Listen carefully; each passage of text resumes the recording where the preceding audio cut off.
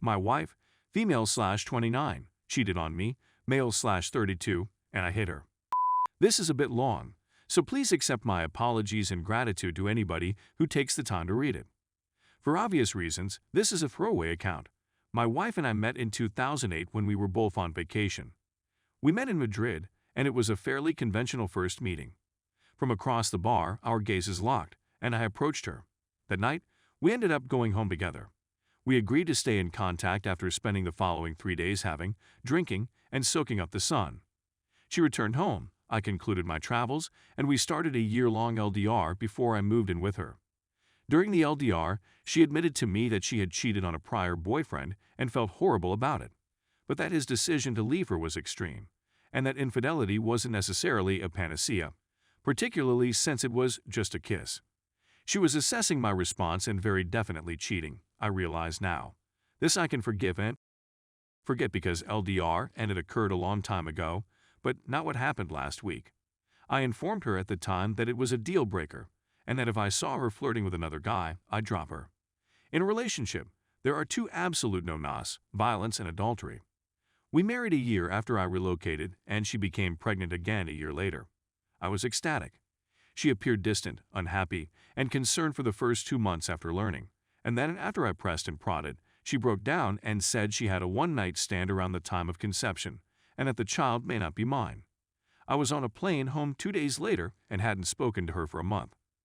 I ignored all of her texts and phone calls at first, but ultimately I gave in and we chatted. She stated she was going to get an in utero paternity test and that if the baby wasn't mine she would abort it, but she wanted me to come back first. I returned and she received the exam.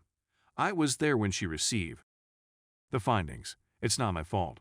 I informed her that if she didn't schedule the appointment that day, I was going to see a divorce lawyer as soon as I got out of the hospital. She arranged for the appointment to be held a week later.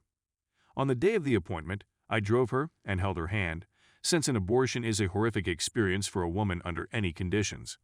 In the vehicle, she sobbed and begged me to wait, change my mind, try to make it work, anything except go through with it, and I looked her dead in the eyes and told her I couldn't. It's your body and your life. So do whatever you want, but I will not raise another man's kid. That kid will be the physical incarnation of your treachery and a constant reminder of what you did. That is something I will not do. Divorce or abortion. Details should be edited.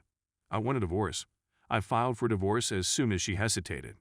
I never gave up trying to persuade her. I counseled against having an abortion. She didn't want to retain the child while losing the marriage. She wanted both. She told me straight out that she would abort if I left her, and she even told me before I flew back that even if the baby was mine and I divorced her, she would have an abortion. She specifically wanted to retain the kid and have me raise it with her, and unless I remained, she was going to have the abortion anyway. That wasn't going to happen. She asked whether I would give her another opportunity if she had it. Yes, I said. My wife was my everything.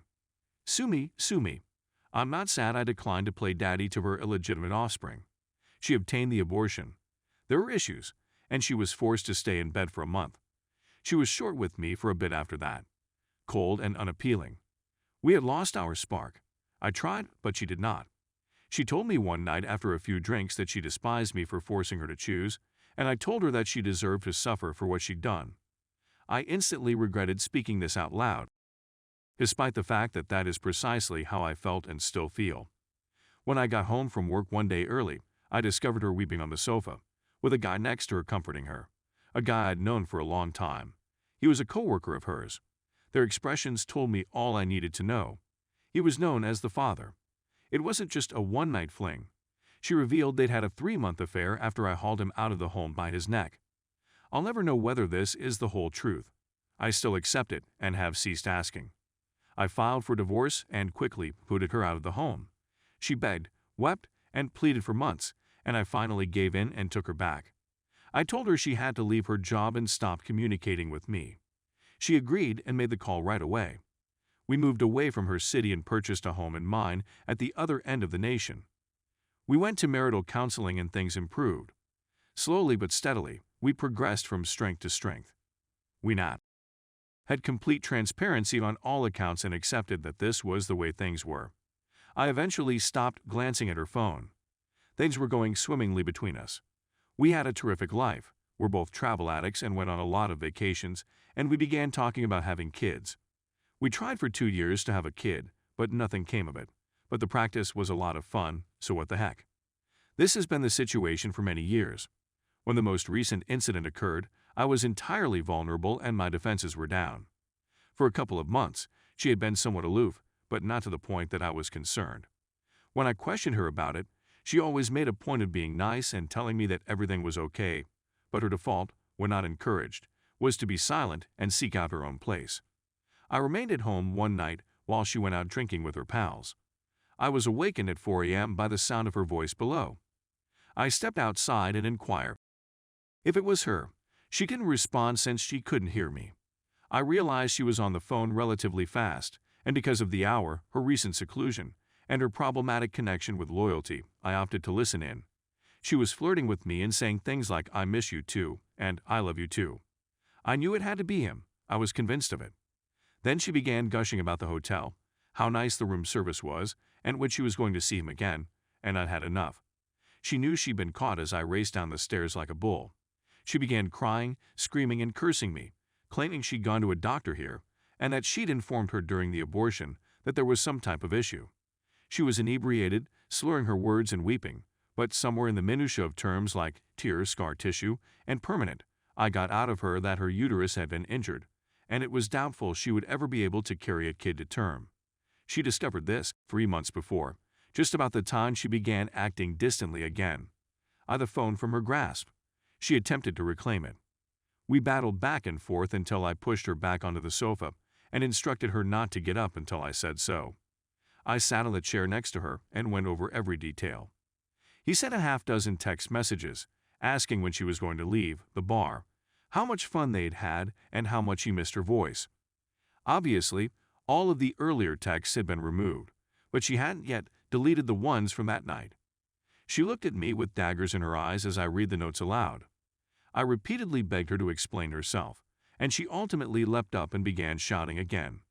She yelled that she'd taken the day off work and plunged to meet him halfway, and that they'd all day at a motel. She cried that when she heard the doctor's news, she regarded me as an adversary and him as an ally. She yelled at me, "I'm not sorry," and claimed that I had wrecked her life. I shouted back that I was delighted she had the abortion, and that if I could murder him and take it away from her as well, I would. She smacked me in the face, and I retaliated by slapping her. Hard. It was open-handed, but considerably harder than she had struck me. She sat back down on the sofa, surprised and in amazement, as she clutched her face and sobbed. When she grabbed for her phone, I took it from her grasp before tossing it and shattering it against the wall.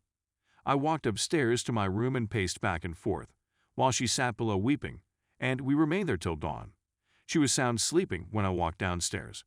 I jolted her up and instructed her to take a shower and get out, that I'd already spoken with my lawyer to file for divorce, and that she wouldn't be remaining in the home while I was gone.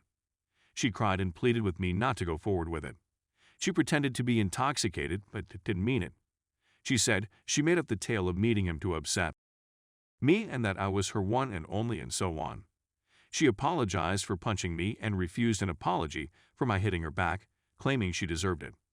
I agreed she deserved it and told her it was a good thing she wasn't expecting an apology because she was about to receive one. That was a week ago. She moved back home with her parents this week. She contacts me on a daily basis. 10 times every day she sends long, tearful text messages that I don't read or respond to since my lawyer says I can't contact her unless I go via him. I'm proceeding with the divorce. FML. Edit. I forgot to say that I have responded to multiple comments, and it wasn't until someone pointed it out that I realized I should have said it in the OP. She indicated that she had no desire to raise the child on her own. If I divorced her, she was going to do it. She didn't want to keep the baby, and I forced her to get rid of it. She wanted us both to keep it and be the father to the kid of the guy she cheated on. At this time, I still felt the pregnancy was the result of a one-night fling she had while on a ladies' weekend away. She wasn't spending the weekend with her girlfriends.